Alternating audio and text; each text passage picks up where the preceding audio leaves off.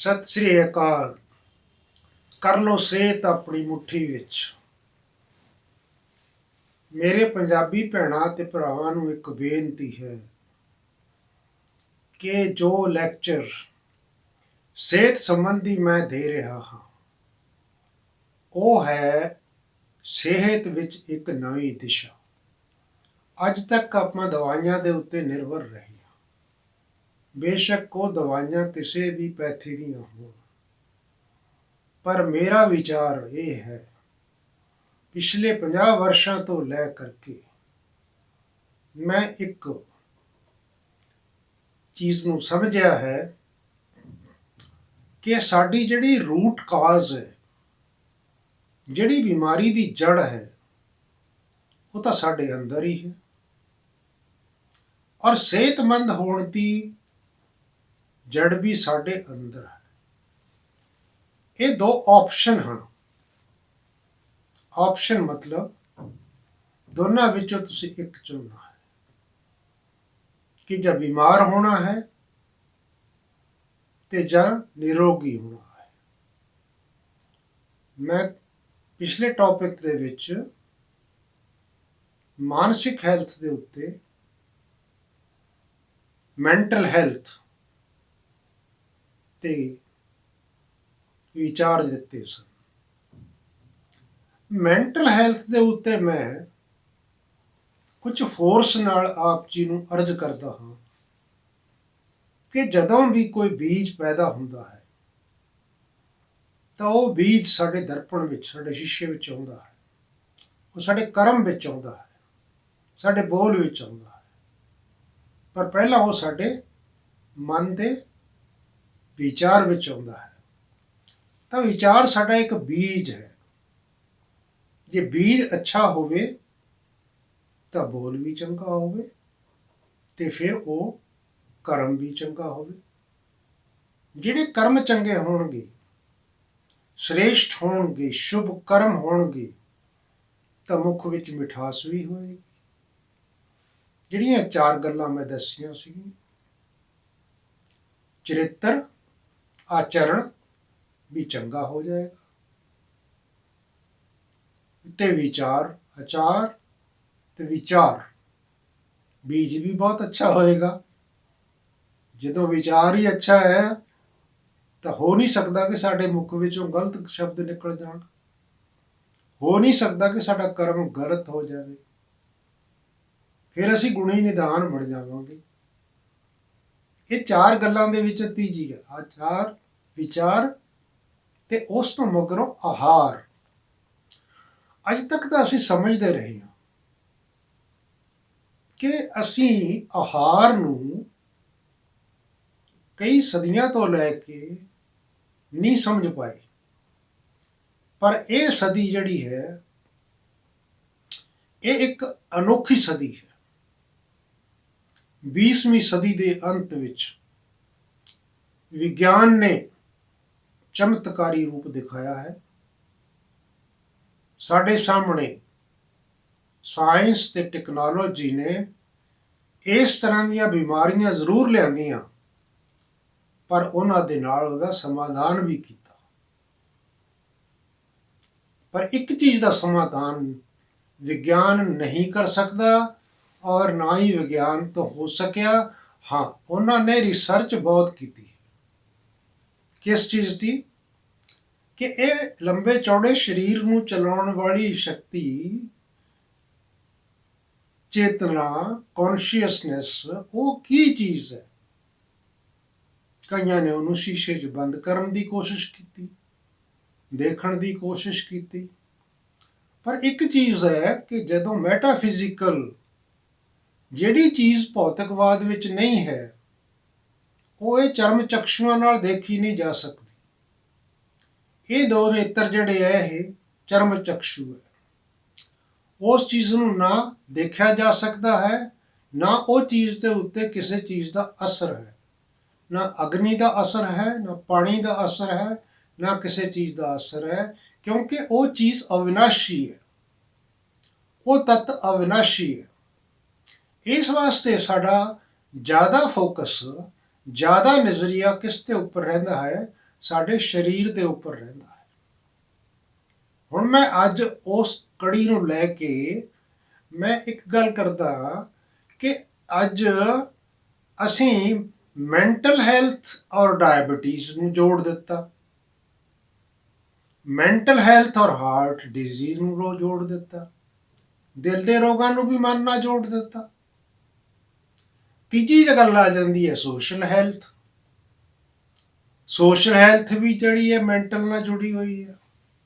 ਕਹਿਣ ਦਾ ਭਾਵ ਇਹ ਹੋਇਆ ਕਿ ਇਹ ਜਿਹੜਾ ਛੋਟਾ ਜਿਹਾ ਮਸਤਕ ਹੈ, ਜਿਹੜਾ ਸਾਡੇ ਸਰੀਰ ਦਾ ਹਾਰਡਲੀ 2% ਹੈ, ਔਰ ਇਸ ਦੇ ਅੰਦਰ ਕੀ ਕੀ ਚੀਜ਼ਾਂ ਭਰੀਆਂ ਹੋਈਆਂ ਹਨ। ਵੱਡੇ ਵੱਡੇ ਰਿਸ਼ੀ ਮੁਨੀ, ਉਹਨਾਂ ਨੂੰ ਵੀ ਇਹੀ ਮਸਤਕ ਮਿਲਿਆ, ਵਿਗਿਆਨਕਾਂ ਨੂੰ ਵੀ ਇਹੀ ਮਸਤਕ ਮਿਲਿਆ। ਬਚਪਨ ਤੋਂ ਬੱਚਾ ਜਨਮ ਲੈਂਦਾ ਹੈ, ਇਸ ਦੀ ਕਿਰਿਆ ਗਰਭ ਵਿੱਚ ਹੀ ਸ਼ੁਰੂ ਹੋ ਜਾਂਦੀ ਹੈ, ਇਸ ਦਾ ਵਿਸਤਾਰ ਵੀ ਹੋਣਾ ਸ਼ੁਰੂ ਹੋ ਜਾਂਦਾ ਹੈ। ਪਰ ਅਦਭੁਤ ਗੱਲ ਇਹ ਹੈ, ਆਪਾਂ ਇਹ ਨਹੀਂ ਸਮਝ ਪਾਏ ਕਿ ਇੱਕ ਬੰਦਾ ਦੀ ਸਮਝ ਕਮਜ਼ੋਰ ਤੇ ਇੱਕ ਬੰਦੇ ਦੀ ਸਮਝ ਬਹੁਤ ਉੱਚੀ ਤੇ ਸੁੱਚੀ ਹੈ। ਇੱਕ ਬੰਦਾ ਅਧਿਆਤਮਿਕਤਾ ਦੀ ओर ਵੱਧ ਰਿਹਾ ਹੈ, ਦੂਜਾ ਬੰਦਾ ਭੌਤਿਕਤਾ ਦੀ ओर ਵੱਧ ਰਿਹਾ ਹੈ। ਇਹ ਦੋ ਪਾਸੇ ਹੋ ਗਏ। ਇਹ ਦੋ ਪਾਸੇ ਹੋਣ ਦੇ ਕਾਰਨ ਅਸੀਂ ਪਰੇਸ਼ਾਨ ਹੋ ਗਏ। ਅੱਜ ਵੀ ਮੈਂ ਦੇਖਿਆ,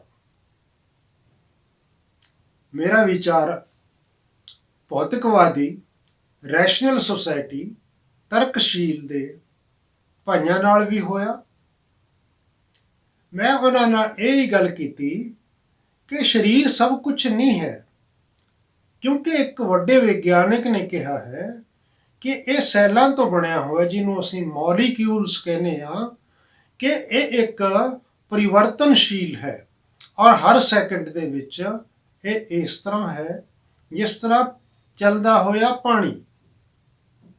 ਦਰਿਆ ਦਾ ਪਾਣੀ ਚੱਲ ਰਿਹਾ ਹੈ, ਤੁਸੀਂ ਪੈਰ ਰੱਖਿਆ, ਉਹ ਪਾਣੀ ਅੱਗੇ ਚਲਾ ਗਿਆ, ਪਰ ਉਹ ਪਾਣੀ ਵਾਪਸ ਨਹੀਂ ਆਏਗਾ। ਇਸ ਤਰ੍ਹਾਂ ਹੀ ਸਾਡਾ ਸਰੀਰ ਹੈ। ਸਾਡੇ ਸਰੀਰ ਦਾ ਹਰ ਸੈਕਿੰਡ ਪਰਿਵਰਤਨਸ਼ੀਲ ਹੈ। ਡਾਕਟਰਾਂ ਨੇ ਇਸ ਚੀਜ਼ ਦਾ ਅਨੁਸੰਧਾਨ ਕੀਤਾ, ਰਿਸਰਚ ਵੀ ਕੀਤੀ, ਤਾਂ ਉਹਨਾਂ ਨੇ ਇਹ ਸਮਝਿਆ ਕਿ 98% ਸਰੀਰ ਦੇ ਸੈੱਲ ਪਰਿਵਰਤਨਸ਼ੀਲ ਹਨ।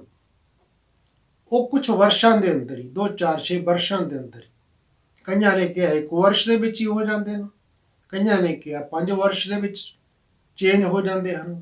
ਤਾਂ ਸਾਡੀ ਬਾਡੀ ਜਿਹੜੀ ਹੈ 98% ਉਹ ਪਰਿਵਰਤਨ ਹੋ ਗਈ, ਕਿ ਨਵੀਂ ਬਾਡੀ ਮਿਲ ਗਈ। ਪਰ ਯਾਦ ਰੱਖੋ ਕਿ ਜਿਹਨੂੰ ਮੈਂ ਮੈਂਟਲ ਹੈਲਥ ਕਿਹਾ ਹੈ, ਇਹਦੇ ਜਿਹੜੇ ਸੈੱਲ ਹੈ, ਇਹ ਨਰਵ ਸੈੱਲ ਹੈ। ਇਹ ਅਗਰ ਡੈਡ ਹੋ ਗਏ ਤਾਂ ਦੁਬਾਰਾ ਨਹੀਂ ਬਣਦੇ।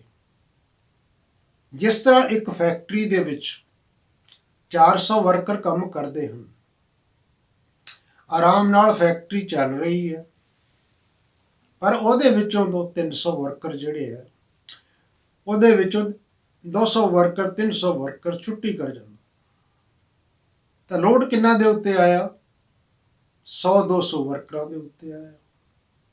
ਇਸ ਤਰ੍ਹਾਂ ਹੀ ਇਹ ਚੀਜ਼ ਹੈ ਕਿ ਆਪਾਂ ਇੱਕ ਚੀਜ਼ ਦੇ ਉੱਤੇ ਵਿਸ਼ੇਸ਼ ਧਿਆਨ ਦੇਈਏ ਕਿ ਮੇਰਾ ਮਸਤਕ ਜਿਹੜਾ ਹੈ ਉਹ ਨਿਰੋਗੀ ਰਹੇ, ਮੈਂ ਆਪਣੇ ਸੈੱਲਾਂ ਨੂੰ ਬਚਾ ਕੇ ਰੱਖਾਂ। ਮੈਂ ਚੰਡੀਗੜ੍ਹ ਗਿਆ, ਮੇਰਾ ਲੈਕਚਰ ਹੈਲਥ ਦੇ ਉੱਤੇ ਸੀ, ਸਿਹਤ ਦੇ ਉੱਤੇ ਸੀ। ਉਹਨਾਂ ਨੇ ਕਿਹਾ ਨਹੀਂ ਜੀ, ਤੁਸੀਂ ਅੱਜ ਯਾਦਦਾਸ਼ਤ ਦੇ ਉੱਤੇ ਲੈਕਚਰ ਦੇਣਾ ਹੈ ਤੇ ਮੈਮੋਰੀ ਪਾਵਰ ਤੇ ਲੈਕਚਰ ਦੇਣਾ, ਕਿਉਂਕਿ ਅੱਜ ਮੈਮੋਰੀ ਪਾਵਰ ਘਟ ਰਹੀ ਹੈ, ਯਾਦਦਾਸ਼ਤ ਆਪਾਂ ਨੂੰ ਭੁੱਲ ਰਹੀ ਹੈ। ਚਾਬੀਆਂ ਰੱਖੀਆਂ ਉਹ ਤੇ ਭੁੱਲ ਗਏ। ਆਪਾਂ ਕੰਮ ਕਰਦੇ ਕਰਦੇ ਕਈ ਚੀਜ਼ਾਂ ਨੂੰ ਭੁੱਲ ਜਾਂਦੇ ਹਾਂ, ਔਰ 70-80 ਸਾਲ ਦੇ ਵਿੱਚ ਤਾਂ ਬਿਲਕੁਲ ਹੀ ਡਾਇਮੈਂਸ਼ੀਆ ਹੋਣਾ ਸ਼ੁਰੂ ਹੋ ਜਾਂਦਾ ਹੈ, ਯਾਦਦਾਸ਼ਤ ਖਤਮ ਹੋ ਰਹੀ ਹੈ। ਮੈਂ 75 ਵਰਸ਼ ਦੇ ਮਾਸਟਰ ਜੀ ਨੂੰ ਮਿਲਿਆ। ਮੈਂ ਕਿਹਾ ਮਾਸਟਰ ਜੀ ਠੀਕ ਹੋ? ਕਹਿੰਦਾ ਵਾ ਇੰਨਾ ਹੀ ਠੀਕ ਆ ਕਿ ਹੁਣ ਤੂੰ ਮੇਰੇ ਸਾਹਮਣੇ ਹੈ, ਤੇ ਜਦੋਂ ਤੂੰ ਚਲਾ ਜਾਵੇਂਗਾ 1 ਸੈਕਿੰਡ ਤੋਂ ਮਗਰੋਂ ਮੈਨੂੰ ਤੇਰੀ ਯਾਦ ਨਹੀਂ ਰਹੇਗੀ। ਕਹਿੰਦਾ ਸਿਰਫ ਥੋੜੀ ਜਿਹੀ ਦੇਰ ਯਾਦ ਰਹਿੰਦੀ ਹੈ। ਇਹ ਕਿੱਥੇ ਯਾਦ ਰਹਿੰਦੀ ਹੈ? ਸਾਡੀ ਜਿਹੜੀ ਇਹਦੇ ਅੰਦਰ ਕੌਨਸ਼ੀਅਸ ਹੈ, ਚੇਤਨਾ ਹੈ, ਸਮਝਿਆ? ਅੱਛੀ ਤਰ੍ਹਾਂ ਇੱਕ ਗੱਲ ਨੂੰ ਯਾਦ ਰੱਖਣਾ ਕਿ ਜਿਹੜੀ ਯਾਦਦਾਸ਼ਤ ਹੈ ਉਹ ਸਾਡੇ ਬ੍ਰੇਨ ਦੇ ਅੰਦਰ ਜਿਹੜੇ ਸੈੱਲ ਹੈ, ਜਦੋਂ ਤੁਸੀਂ ਕੋਈ ਨਵੀਂ ਕੈਸਟ ਲੈਂਦੇ ਹੋ, ਨਵਾਂ ਕੰਪਿਊਟਰ ਲੈਂਦੇ ਹੋ, ਨਵਾਂ ਸਮਾਰਟਫੋਨ ਲੈਂਦੇ ਹੋ, ਉਹਦੇ ਵਿੱਚ ਤੁਸੀਂ ਆਪਣੀ ਮੈਮੋਰੀਜ਼ ਭਰਦੇ ਹੋ।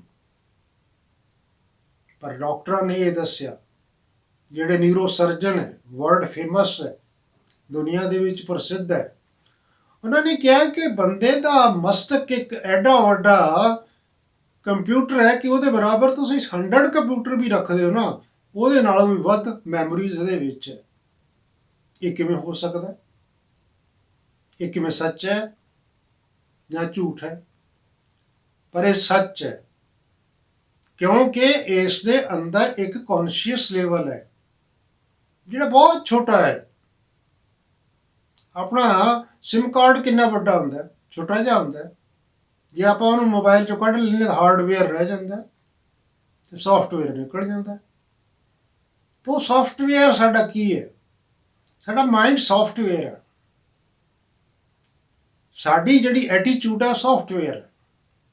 ਸਾਡੇ ਇਮੋਸ਼ਨ ਜਿਹੜੇ ਹੈ, ਵਿਚਾਰ ਦੀਆਂ ਤਰੰਗਾਂ ਕਹਿੰਦੇ ਆ ਉਹਨੂੰ, ਅਸੀਂ ਇਮੋਸ਼ਨ ਕਹਿ ਦਿੰਦੇ ਹਾਂ। ਕਈ ਵਾਰੀ ਗੁੱਸੇ ਵਿੱਚ ਆ ਜਾਈਏ ਤਾਂ ਉਹ ਵਿਚਾਰ ਤਰੰਗਾਂ ਬਦਲ ਜਾਂਦੀਆਂ, ਉਹਦੇ ਨਾਲ ਹੀ ਹਾਰਮੋਨ ਬਦਲ ਜਾਂਦੇ ਆ, ਬ੍ਰੇਨ ਦੇ ਕੈਮੀਕਲ ਵੀ ਬਦਲ ਜਾਂਦੇ ਨੇ। ਤੇ ਇਹ ਗੱਲ ਨੂੰ ਸਦਾ ਯਾਦ ਰੱਖੋ ਕਿ ਅਸੀਂ ਇਸ ਬ੍ਰੇਨ ਨੂੰ ਬਹੁਤ ਹੀ ਸਮਝਦਾਰੀ ਨਾਲ ਪ੍ਰਯੋਗ ਕਰਨਾ ਹੈ। ਜੇ ਆਪਾਂ ਇਹਨੂੰ ਸਮਝਦਾਰੀ ਨਾਲ ਪ੍ਰਯੋਗ ਕਰਾਂਗੇ ਤਾਂ ਮੇਰਾ ਇਹ ਵਿਸ਼ਵਾਸ ਹੈ ਕਿ ਤੁਸੀਂ 90 ਵਰਸ਼ ਤੱਕ ਵੀ ਤੁਹਾਡੀ ਯਾਦਦਾਸ਼ਤ ਕਮਜ਼ੋਰ ਨਹੀਂ ਹੋਏਗੀ, ਉਹ ਵੱਧ ਜਾਏਗੀ, ਔਰ ਤੁਸੀਂ ਬੁੱਢੇ ਨਹੀਂ ਹੋਵੋਗੇ, ਔਰ ਤੁਸੀਂ ਸਦਾ ਜਵਾਨ ਰਹੋਗੇ। ਬੰਦੇ ਦਾ ਸਰੀਰ ਸਦਾ ਹੀ ਜਵਾਨ ਤਾਂ ਰਹਿ ਸਕਦਾ ਹੈ ਜੇ ਉਹ ਹਰ ਸੈਕਿੰਡ, ਹਰ ਮਿੰਟ ਆਪਣੇ ਵਿਚਾਰ ਦੇ ਉੱਤੇ ਧਿਆਨ ਦੇਵੇ ਕਿ ਮੇਰਾ ਵਿਚਾਰ ਕਿਸੇ ਟਾਈਮ। ਦੂਜੀ ਗੱਲ ਇਹ ਹੈ ਕਿ ਕਈ ਵਾਰੀ ਸ਼ਿਕਾਇਤਾਂ ਆਉਂਦੀਆਂ ਨੇ ਕਿ ਮੈਂ ਤਾਂ ਠੀਕ ਹਾਂ ਪਰ ਮੈਨੂੰ ਦੁੱਖ ਦੇਣ ਵਾਲਾ ਦੂਜਾ ਬੰਦਾ ਹੈ। ਇੱਕ ਵਾਰੀ ਸਾਡੇ ਵਿਚਾਰ ਚੱਲੇ, ਡਾਕਟਰਾਂ ਦੀ ਮੀਟਿੰਗ ਸੀ, ਕਹਿੰਦੇ ਜ਼ਿਆਦਾਤਰ ਪ੍ਰੋਬਲਮ ਕੀ ਹੁੰਦੀ ਹੈ ਕਿ ਜਿਹੜੀ ਮਦਰ ਇਨ ਲਾ ਹੈ ਔਰ ਉਹ ਆਪਣੀ ਪਰੇਸ਼ਾਨੀ ਆਪਣੀ ਡਾਟਰ ਇਨ ਲਾ ਤੋਂ ਪ੍ਰਤੱਖ ਕਰਦੀ ਕਿ ਮੇਰੇ ਸਿਰ ਦਰਦ ਦਾ ਕਾਰਨ ਮੇਰੀ ਡਾਟਰ ਇਨ ਲਾ ਹੈ। ਇਸ ਤਰ੍ਹਾਂ ਹੀ ਜੇਕਰ ਡਾਟਰ ਇਨ ਲਾ ਨੂੰ ਪੁੱਛਿਆ ਤਾਂ ਉਹਨਾਂ ਨੇ ਕਿਹਾ ਮੇਰਾ ਸਿਰ ਦਰਦ ਦਾ ਕਾਰਨ ਮੇਰੀ ਮਦਰ ਇਨ ਲਾ ਹੈ। ਦੋਨਾਂ ਦੇ ਵਿਚਾਰਾਂ ਦੇ ਵਿੱਚ ਕਾਫੀ ਅੰਤਰ ਆ ਗਿਆ। ਮੈਂ ਇਹਨਾਂ ਵਿਚਾਰਾਂ ਦੇ ਨਾਲ ਇੱਥੇ ਹੀ ਸਮਾਪਤੀ ਕਰਦਾ ਹੋਇਆ ਅਗਲੀ ਕੜੀ ਨੂੰ ਫਿਰ ਇੱਥੋਂ ਹੀ ਚਾਲੂ ਕਰਾਂਗਾ। ਸਤਿ ਸ੍ਰੀ ਅਕਾਲ।